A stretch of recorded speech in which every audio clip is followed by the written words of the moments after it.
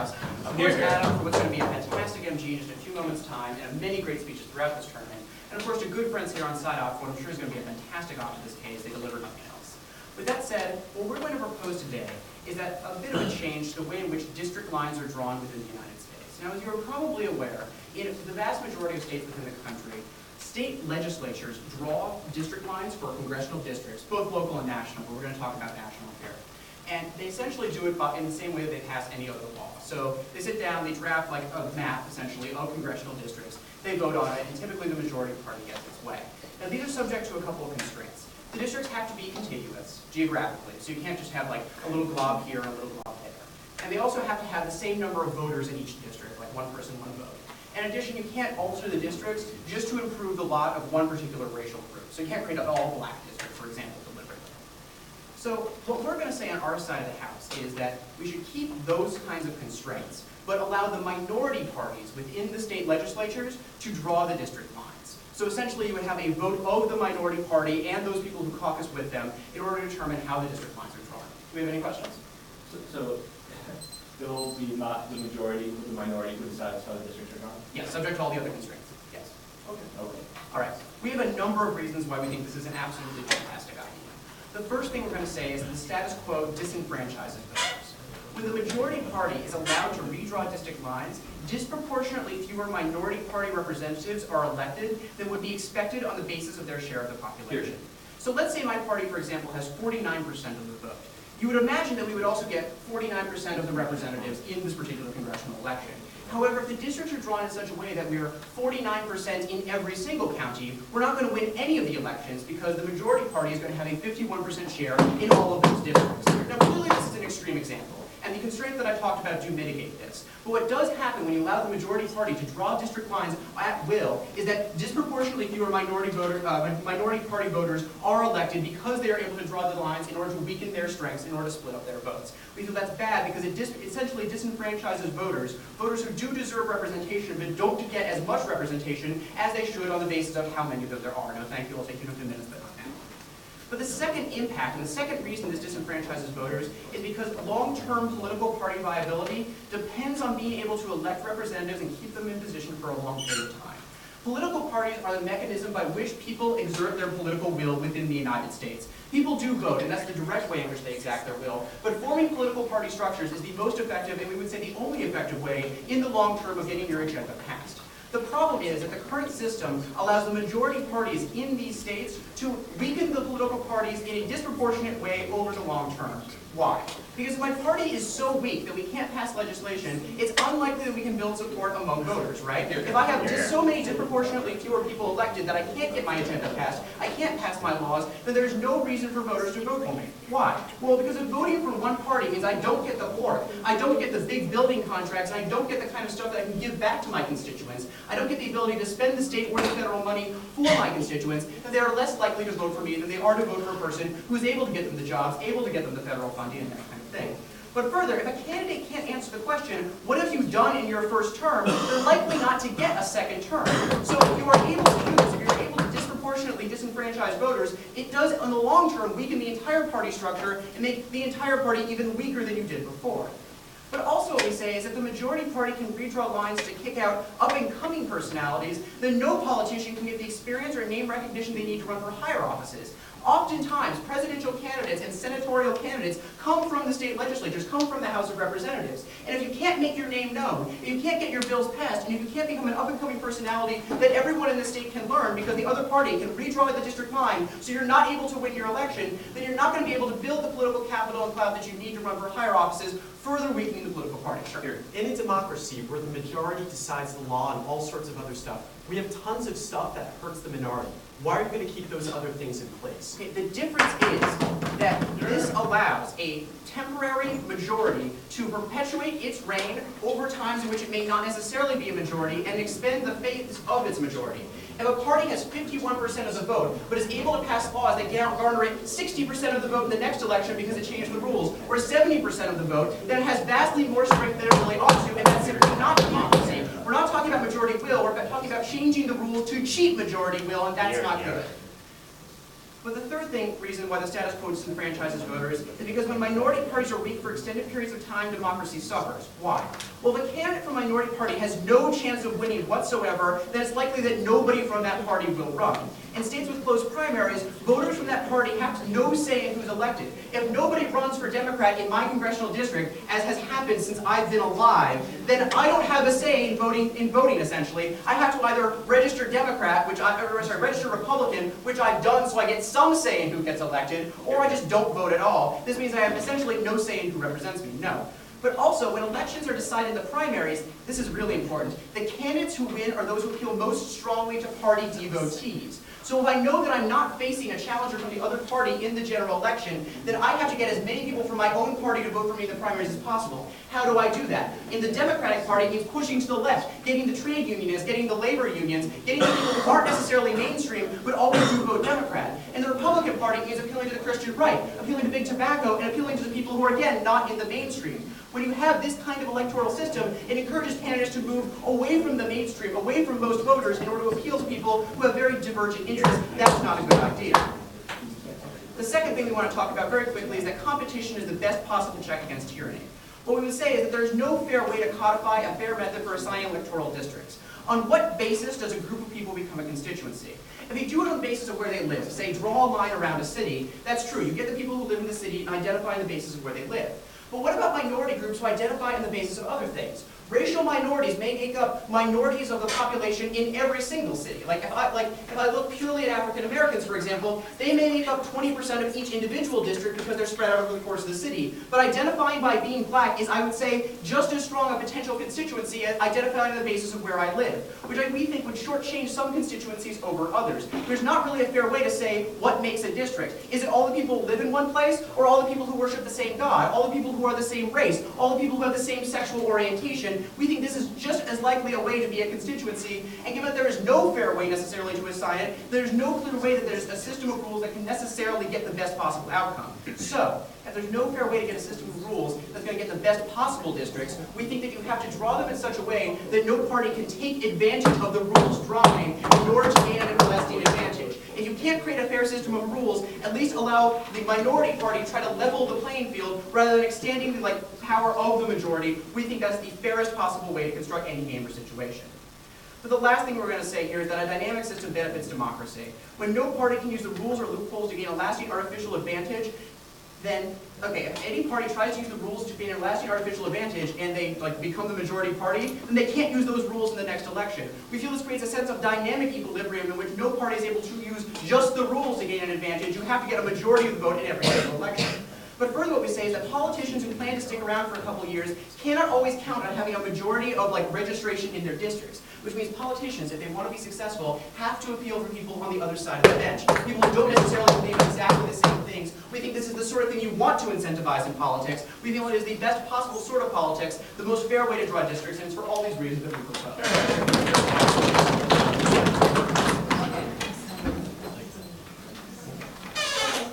I'd like to thank the Prime Minister for his remarks.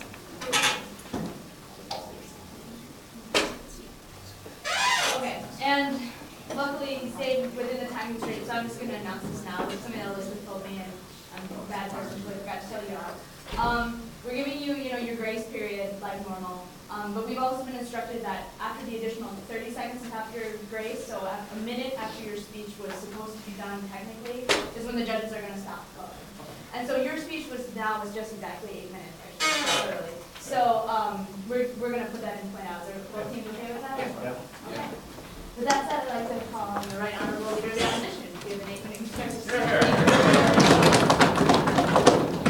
Thank you very much, Madam Speaker, members of the panel, members of this audience. I think it's the largest quarterfinal audience I've ever debated with. That's all. Friends on side vote for a pretty interesting, though I think deeply misguided case. And Alex, I'm sure, will be a fantastic speech. I have 3 independent points, surprisingly. The first thing that I'd like to talk about is the idea that this is anti-democratic. Most of what they're talking about can also apply to just about any piece of legislation. If, for instance, say, healthcare policy alone were decided by the minority, this is something that's really important. So now the majority, if they win, would always have to negotiate with the minority. Therefore, It's good if the majority and the minority have to work together, so on and so forth. If you isolate certain pieces of legislation, this is exactly the same logic that applies to all those other things. But they're singling it out for gerrymandering and drawing district lines alone. I don't understand why they're not going all the way. That's a question that I would ask. But on top of that, we live in a democracy. And with a democracy, we never have the minority deciding the law.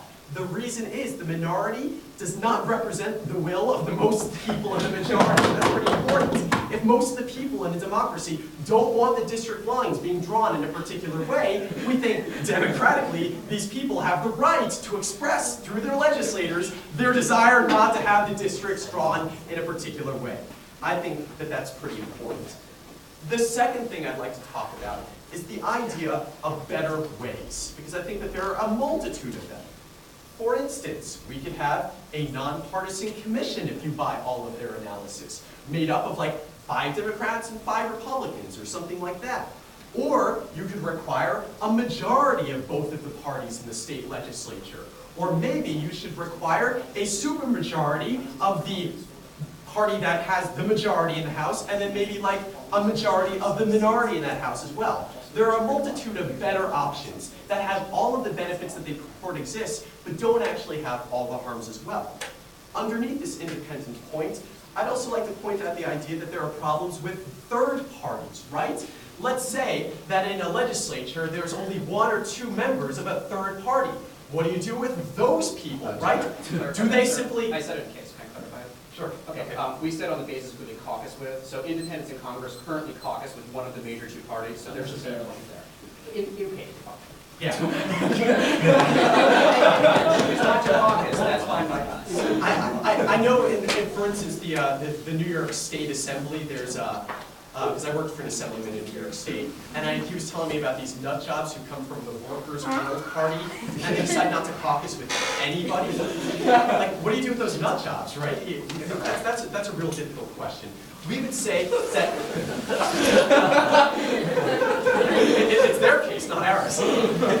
But we would say that those people are being similarly disfranchised. And the reason they're being disfranchised is because they represent the minority. That's pretty important.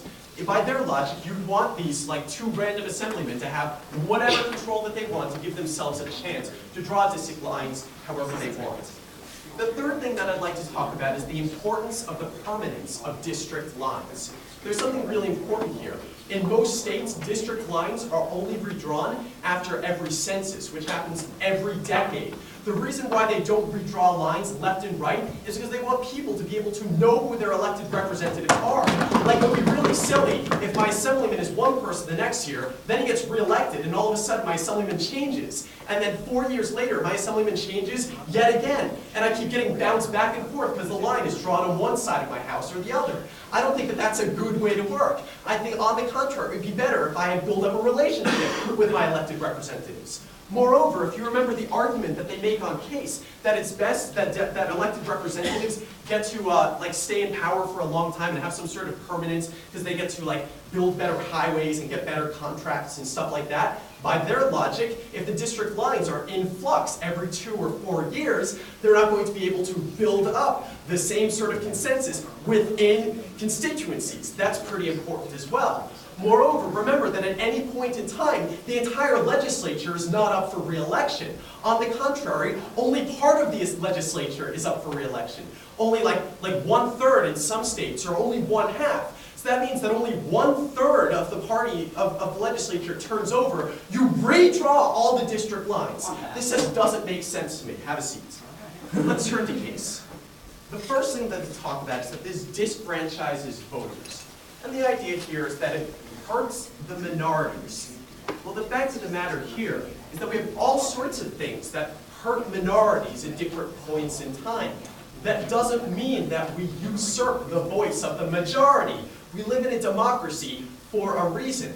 Moreover, we would say that we have protections built in to protect minorities, like a state constitution, or, I don't know, the US Constitution, which says that we can't take minorities out of their homes, do random searches and seizures, throw them away without bail, not give them a trial, all sorts of other stuff. I think we have some protections against minorities. Look at virtually all the cases that are run on APDA, and you'll see my numerous examples there. The next thing they talk about is that you're keeping people in place for a long time.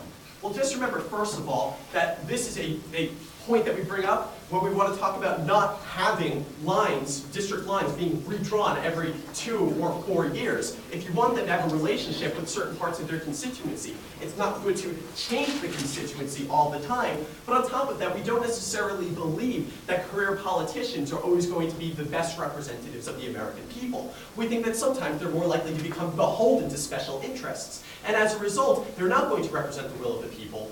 I don't know, pick whatever argument you like, we're an The next subpoint that they talk about is that democracy suffers when minority candidates don't run. Like, they say that sometimes if in a district there's no possible way that a candidate of a certain party could win, they're not going to run someone anyway. Well, yes, this is probably true. Gerrymandering doesn't, very frequently in practice, doesn't drastically redraw lines. Maybe it redraws lines enough to have an appreciable impact on lots of people, but it's not like they take a district and like completely rearrange it. It's not like they redraw the lines of a jigsaw puzzle.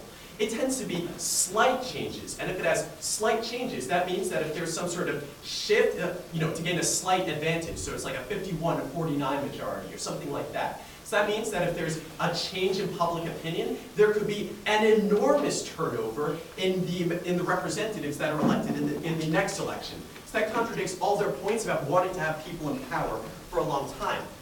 Still, I don't think that this is contradictory to the point I was making about how it has an appreciable impact on the people who live in these communities. Even if there's only a slight change, we cannot forget that individuals are affected, and that's not a good thing. The next thing that they talk about is that competition equals a check on the tyranny. And they say that there's no fair way to assign constituencies. I have this to say. Just because there's no fair way to assign constituencies doesn't mean that this is the fair way that ought to be adopted. Just look at my second independent point. I think that there are better ways there than what they're proposing, which is anti-democratic and has all sorts of bad harms.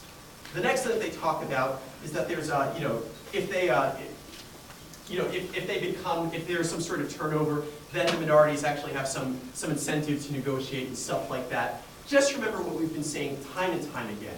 If the districts are redrawn constantly, that's not a good thing. We don't do this for other people. We should have protections in other ways. That's really what it comes down to. Their plan is a naive one. Maybe it's actually going to, it's intended to look out for the will of the minority, but I don't believe that that's the way our democracy should work. There are better ways. We beg to oppose. Hear, hear.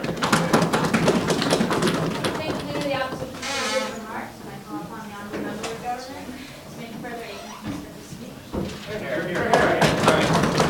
Thank you, most august panel, most august house, good friends on side off, and of course Robbie Glenn. He's going to give a terrific panel. That being said, the first thing I want you to do is look at your flood. Because Blenkinsop gives you one argument for why he thinks our system is bad, and the rest of it, and philosophically wrong. And the rest of his argumentation are a bunch of what-if statements, whose impact is minimal at best. Honestly, if he's going to couch the success of this round on the viability of the World Workers Union, he's got a problem, right? He needs to give us more than that. When Rob talks about important democratic goals, like long-term two-party viability, and preventing the calcification of a majority party in Congress when they might not retain political will. And I'm going to address this in response to his first point, because I think honestly the argumentation he's provided thus far is kind of specious. He just says that this is anti-democratic, and our arguments could apply to anything. But I don't think he really understands what Rob was talking about in the PMC, because he's right to some extent that in the majority of cases, the political will of the people is best expressed by majority representation.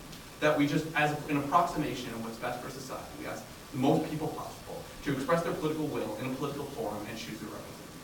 But what if I told you that a long time ago, those representatives, when they were chosen, also became not responsible not only for representing the political will of their constituents, but for setting the rules by which all future contests of political will be decided? Why is this incredibly important? It is important because it means that they're able to, in 20 years, 30 years, 40 years, because they can always retain a majority of the populace by setting the rules in a way that's favorable to them, ultimately retain control of Congress or the state legislature, even though they don't have the political will of the people, even though they don't have the political voice. This is what Rob talked about when he talked about advantaging the majority party in an unfair way. Sure, at some point it was good that they were able to reflect the public will, but once they're in power, once they have a majority of control, once they are able to set the rules, we want to make sure the rules are not set in an unfair way. And the only way to approximate the fairness as fairly as possible is by giving the minority party that right to make sure that the majority party isn't taking advantage of it. That's the point. That this is a competition not for political will, but for democracy itself. It's a competition to make sure that these people are able to have a voice in the future, that the minority party is not disadvantaged because the majority was able to set the rules from 100 years ago and retains control even though they still don't have it in real political representation. So that being said, they missed all of our analysis to this point, and obviously I'm going to talk more about it and solidify this even further when I go case-side. But I just want to point out that they're left with very little on that side of the house philosophically, aside from these few and minimal impacts that they talk about later on in the address right now. So what do they say? First of all, they give you this kind of pseudo counter case, which is like a better ways to do it. I mean, it's a counter case, and we're fine with them couching a counter case in their case. But I want to make a challenge to them, that if they're really going to defend, like, as up, all of these different burdens, then they need to pick a burden and defend it robustly. It's not fair to just be like, there's other ways to do it. Like, pick another way, and we'll have a competition about this way. Go ahead, Potiphar, what's your other way? No, what I would suggest is perhaps you should give us some reasons why your way, which you're actually proposing, is the best one. Yeah, absolutely. Other Absolutely, but you have to defend a way yourself. So I'm going to give you, based on the two ways you've given me before, reasons for why our side is better. Yes, Potiphar, like, if you're going to propose a counter case, we're going to talk about your counter case. So the first thing he gives you is this idea of nonpartisan commissions, and then I think something else with based on what was the second one? Blankets up? I don't know. Okay, he blankets up.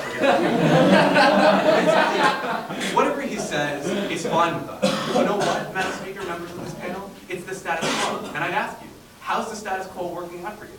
It's pretty shitty, Madam Speaker, members of this panel, members of this House. Honestly, the status quo right now prioritizes incumbents because it's set by people who are already elected, set by people already in the legislature, and that's really bad.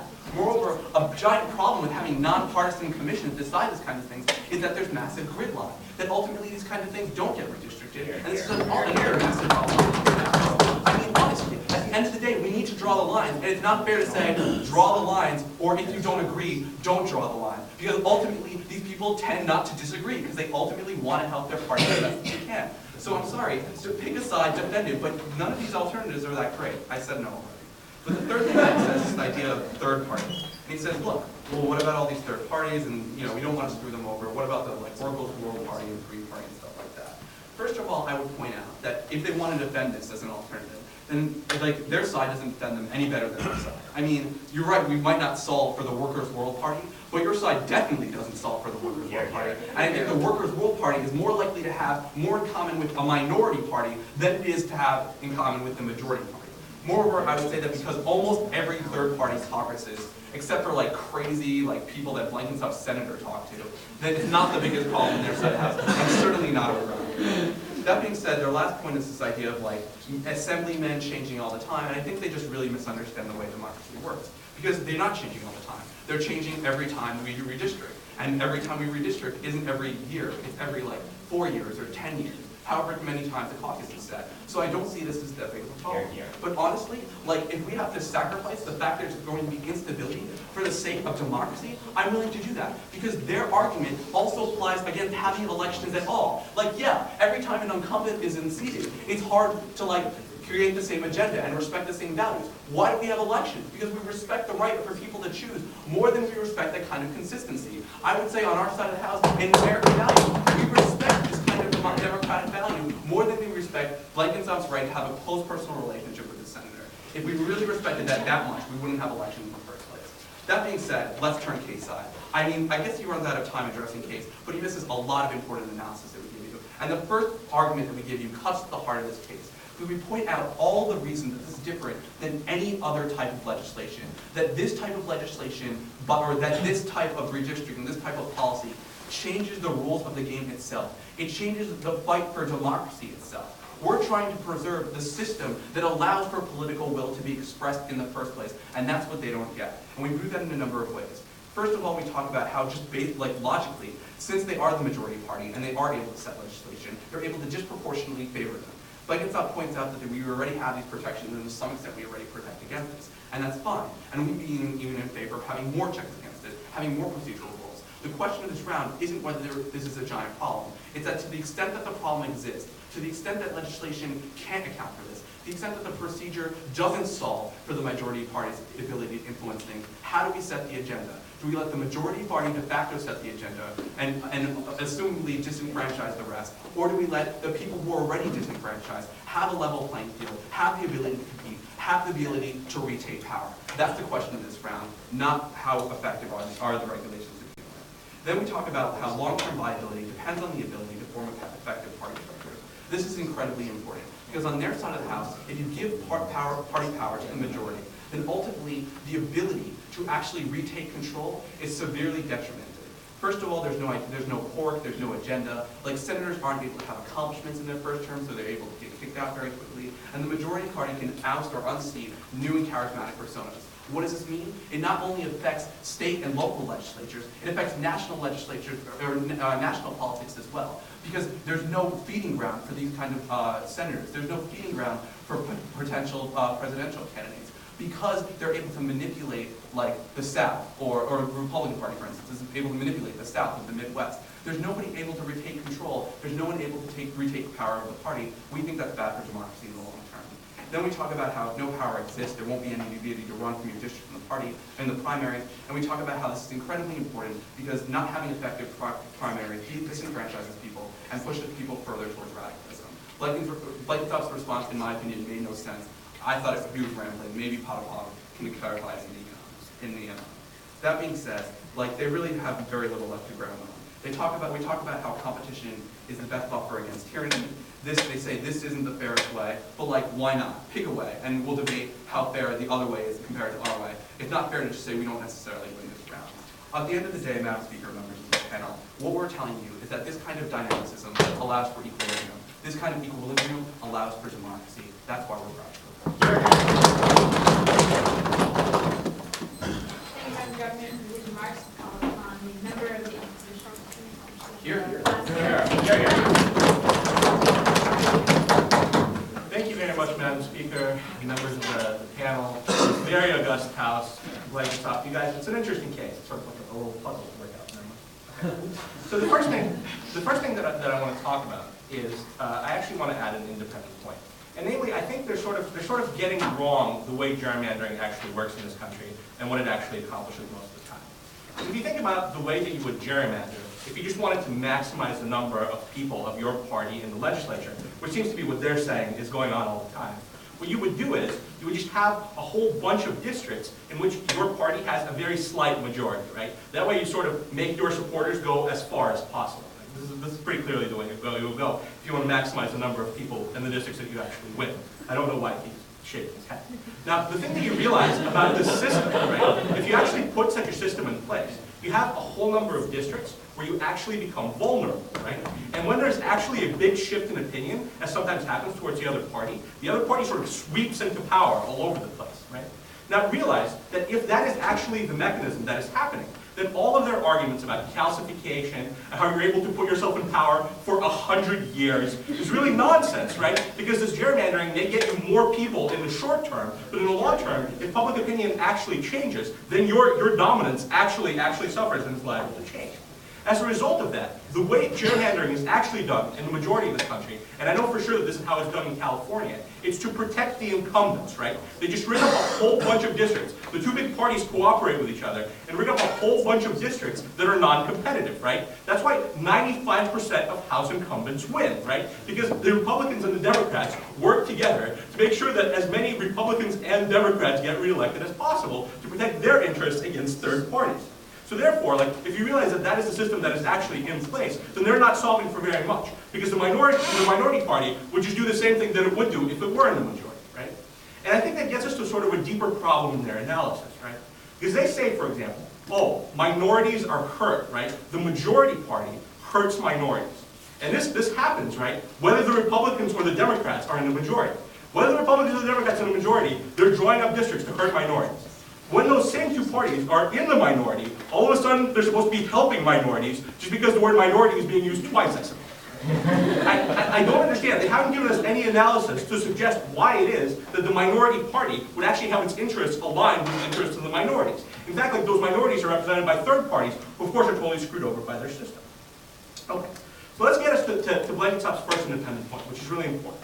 He talks about how the system that they're proposing is anti-democratic in a very obvious way, right? Because we have our elected representatives, and instead of the majority making the law, we have the minority making the law.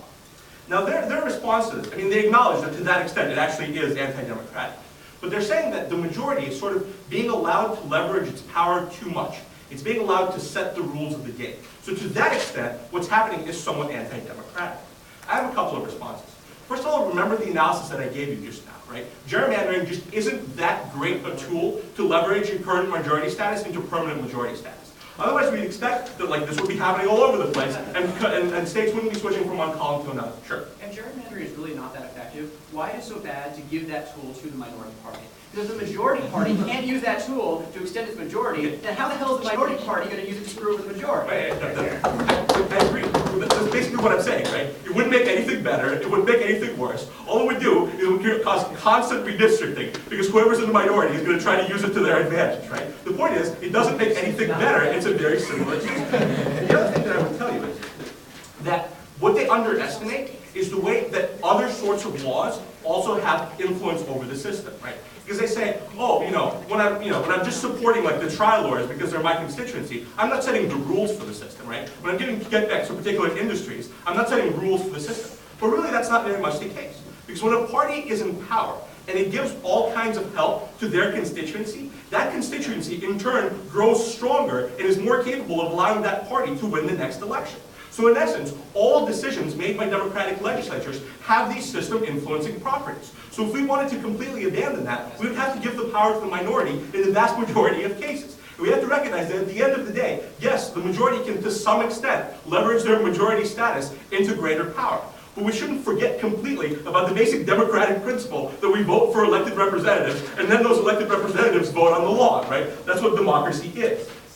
Now the next thing that we talk about is this whole idea of better wages. We talk about, for example, nonpartisan commissions. We think nonpartisan commissions are a good idea. It's what Schwarzenegger is proposing in California, et cetera, et cetera, et cetera. Now they say that this is a counter case, and it's not. What we're saying is there are possibly better ways to dealing with this problem. And they haven't shown us that their solution is actually the best one. That's something that they positively have to prove on their side of the house. Recognize it, it's sort of very silly. It's so counterintuitive. There's a problem with the majority doing it, so we'll just have like Deal-D-Dump, who's currently in the minority, setting all the rules, and all of a sudden that's going to make the problems better. We think it's sort of much better to have a nonpartisan commission. Maybe what you do is you put representatives on it from the Republicans and the Democrats, and to some extent even the Workers' World Party, or whatever, right?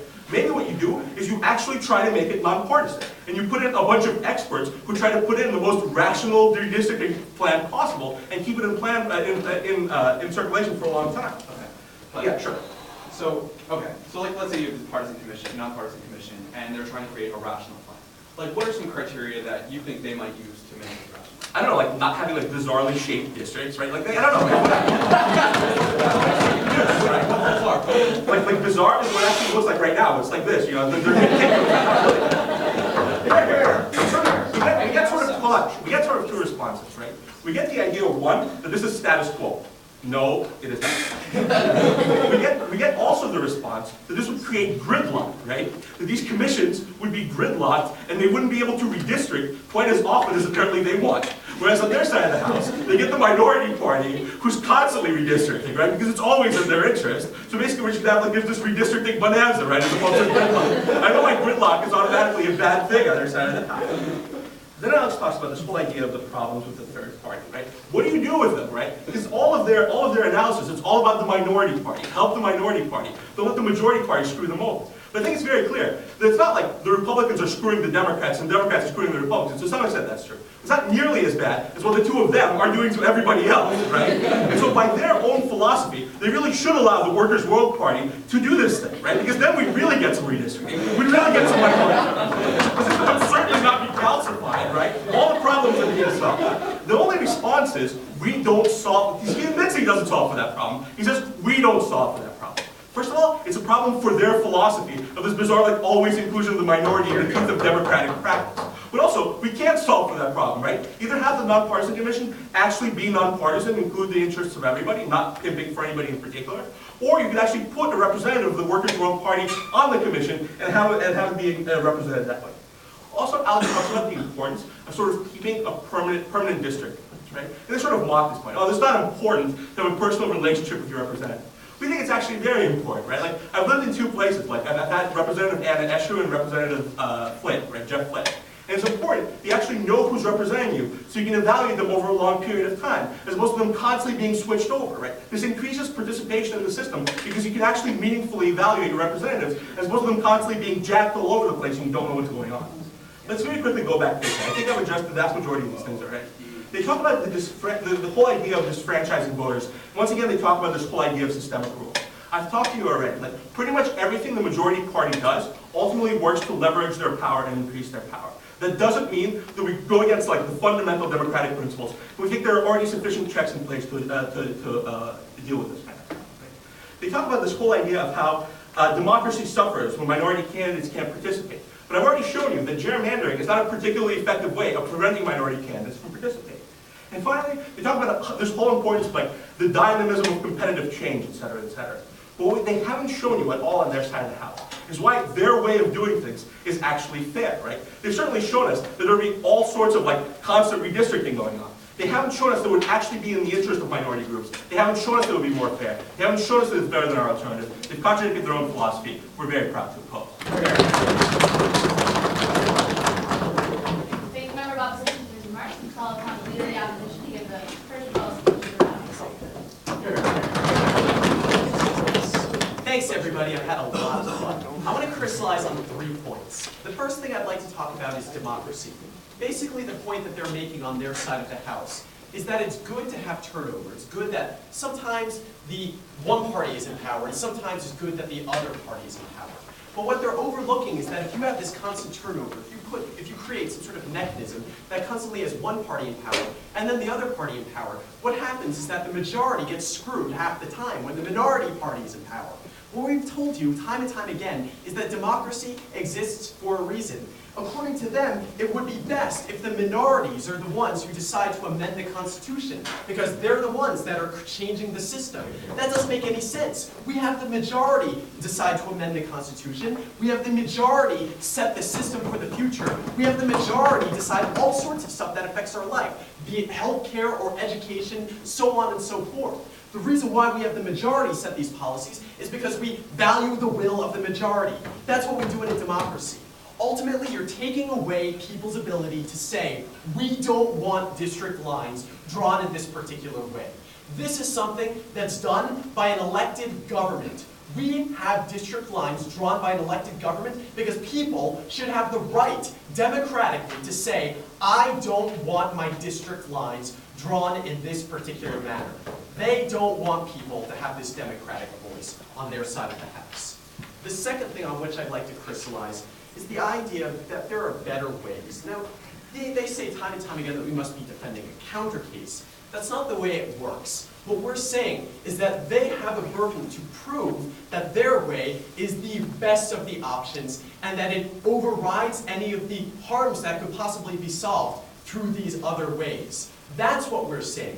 We've given you a couple of examples. For instance, the nonpartisan commission. Now, that's not a counter case, but I also don't think that Bonneville even refutes that point satisfactorily.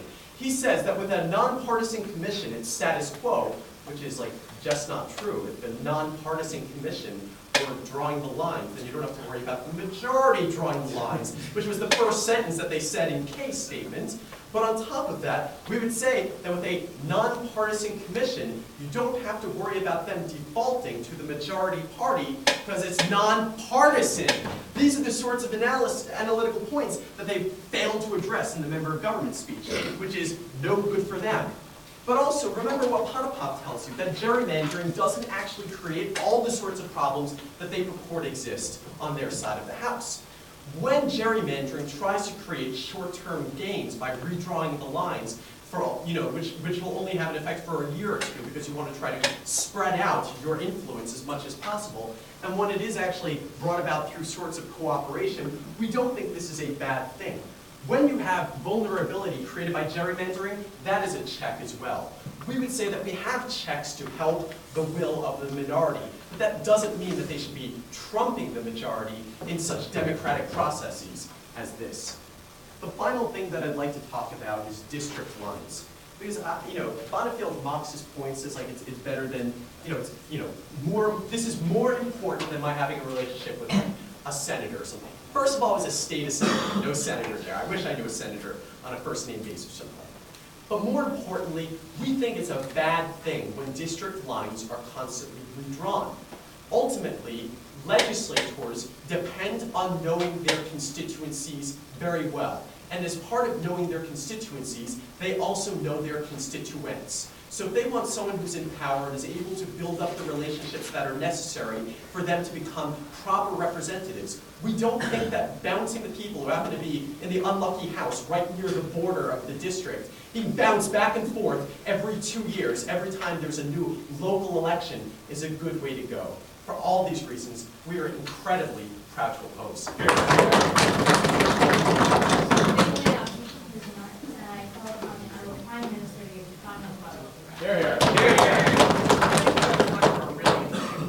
I don't think I've ever quite seen pop like that.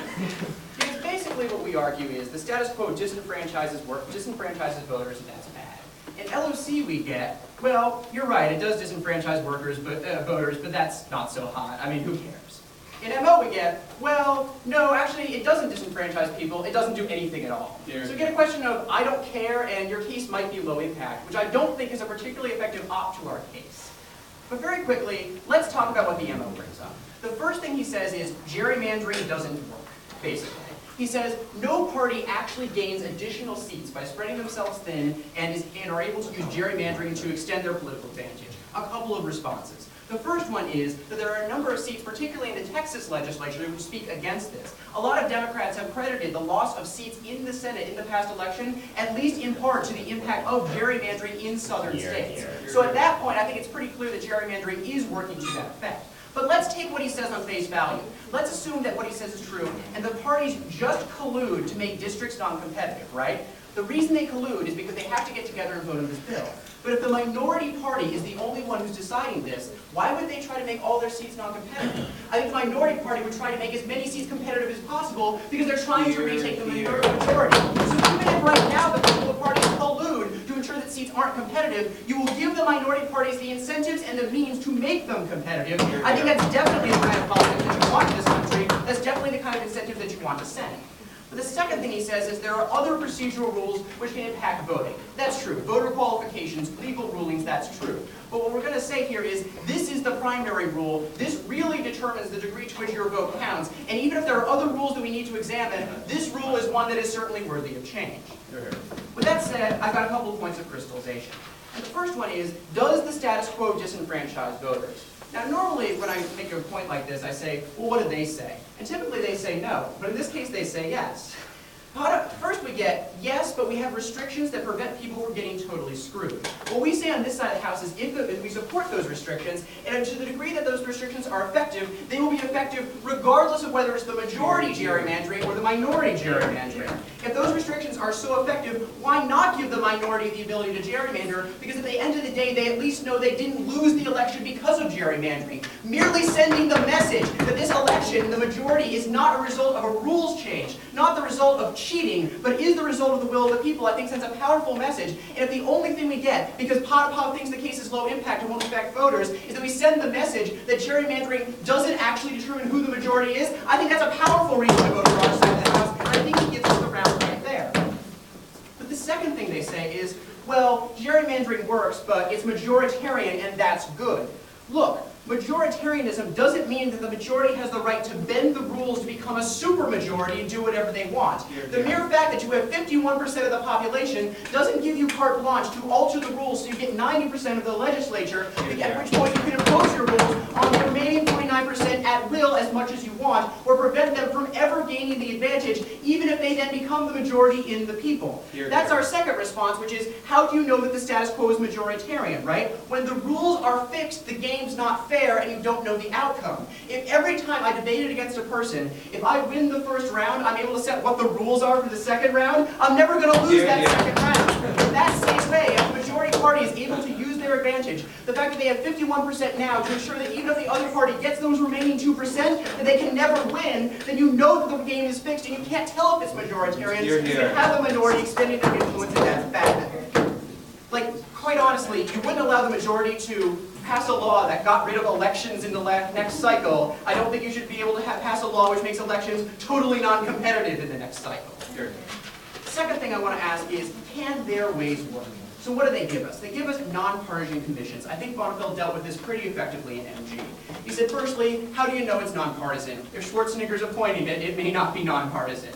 Number two, you can very well get deadlock, and it tends to advantage incumbents. If the incumbents are the only ones who decide how the districts are drawn, maybe you will get collusion, as they say, on their side of the house. I don't think that's necessarily the best possible system.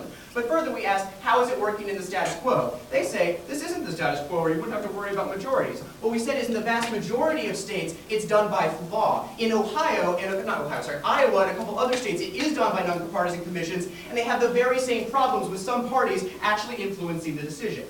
But the second thing I really want to talk about here is this notion that we have to prove that our side is the best possible answer.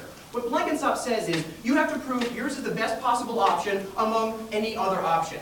Fine. But if you assert that it's not, you have to give us those options that we can attack, right? Like, defend something, tell us some better possibility. In the same way, we can't force them to defend that the status quo is the best of all possible worlds. We don't have to defend that what we're doing is the best possible solution if super geniuses in the future who know more than we do could possibly come up with something. We just have to prove it's the best of any option that anyone has thought of, particularly them. The last thing I want to say at this point is that since there is no real perfect answer, no clear way to get the best possible parties, the ideal way to set the rules is to minimize the impact of the meddling.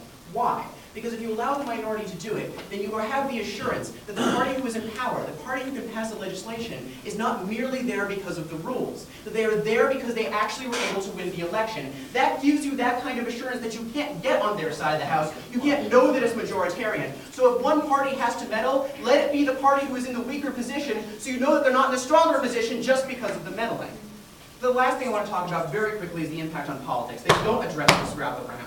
Politicians aren't going to be able to count on safe seats, and because of that, they're going to have to appeal to people in both parties. I have never gotten to vote for a Democrat in my representative district. I think it's extraordinarily unfair that there's just no chance of that happening, and that John Peterson, the bastard that my vote has to go towards, is going to continue to be in Congress for the foreseeable future. That's ridiculous. They assert on their side of the house that we make it more competitive. I think that's a damn good thing. I think politicians should have to appeal to both parties just to win, not draw the redistricting lines. For all those reasons, we propose.